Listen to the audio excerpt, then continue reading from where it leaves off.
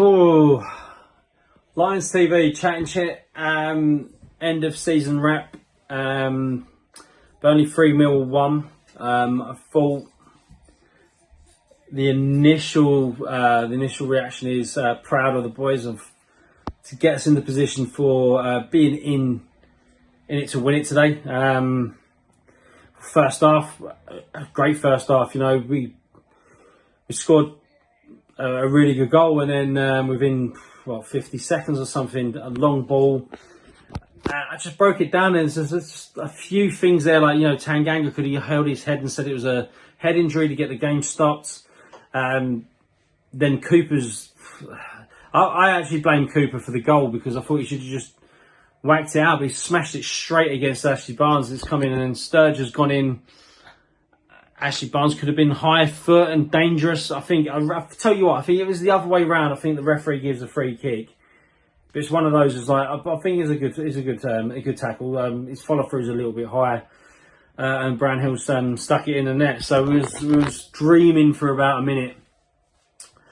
But first half was great. We gave them headaches. You know, with Coburn hitting the post, they call it miss of the season. But if you watch it again, and I watched it intently, I'm telling you now, he's got about 2 minutes before that, he went down to the wing in the channel, and there was a pass into space in the middle. I think it was Aziz or maybe Mihailo. I can't remember who it was. There's a clear passing channel there to give it in there, where he could have just drove into space. But he had no left foot, and he was on his right foot, and he's trying to get back on his right foot. I said he got no left foot. And I think the miss, which Sky call him miss of the season, was really harsh. If you look at it, he's opened his body up, and it's like he almost wants to tap it with his right foot, but at the last minute he realised he can't do that, and he can't adjust his feet to stick it in with his left, and it's a left-footed shot. But it all came from the fact that he was positioning himself to want to put it in the right foot, and he couldn't adjust his feet. And from there, obviously it's post. From there, I think second half, no complaints, because I don't think we laid too much of a glove on them. They kept the ball well in that heat. Obviously, it was going to be paramount on energy levels, and everyone that played well in the first half didn't really turn up in the second half. Femi Aziz, I thought was really, really dangerous first half, and he had no influence in the second half at all. I think he gave the ball away quite a lot, and if you're sad enough to watch it back, he got a chance to. I think tracking back and whatnot, it's things that we accuse Amaku of being lazy and not tracking back.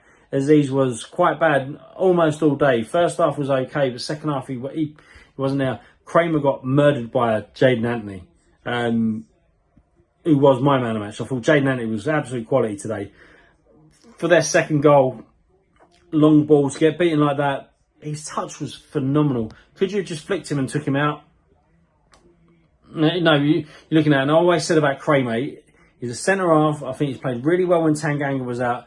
But at right back, he's going to have a game or two where he gets found out. He got absolutely found out today. We brought him off. But then again, there was another stage in that second half where he was being absolutely murdered by Anthony.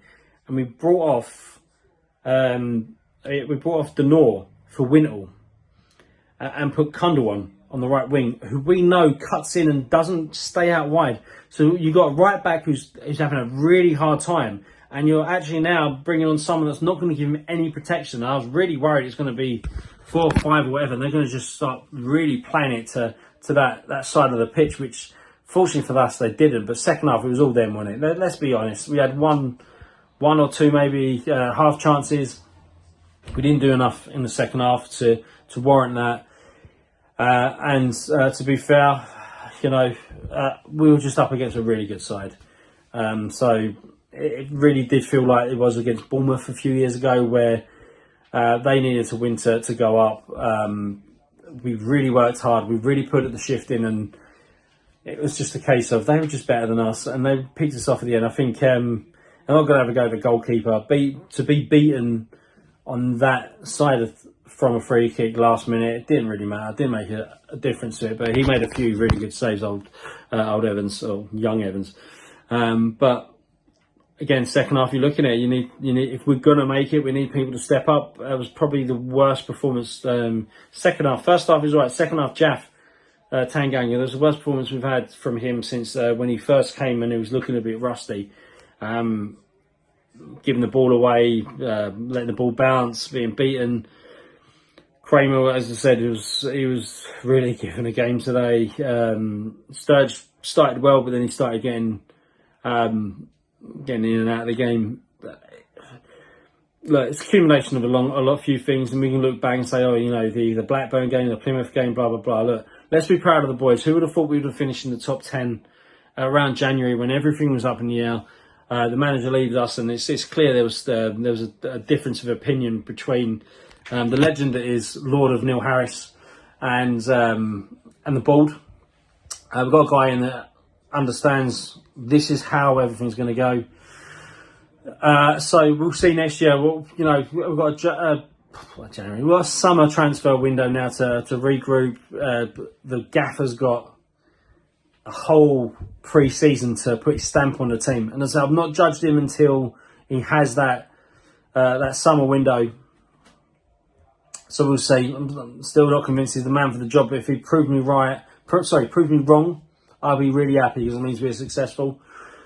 I'm not going to break down the season because this is a platform for, this is an opportunity for today's game. But immensely proud. We gave it a go for 90 seconds. We were dreaming big, but again, just fell short because just not quite there. And that is where you deserve to end up. You have a full season. You know the season falls where it lies, and that's it. And we are not quite there. We just fell short because we're just missing something. And it's a big summer now. So what do? Do we invest? Do we sell someone for big money and then reinvest like we did with the SA thing?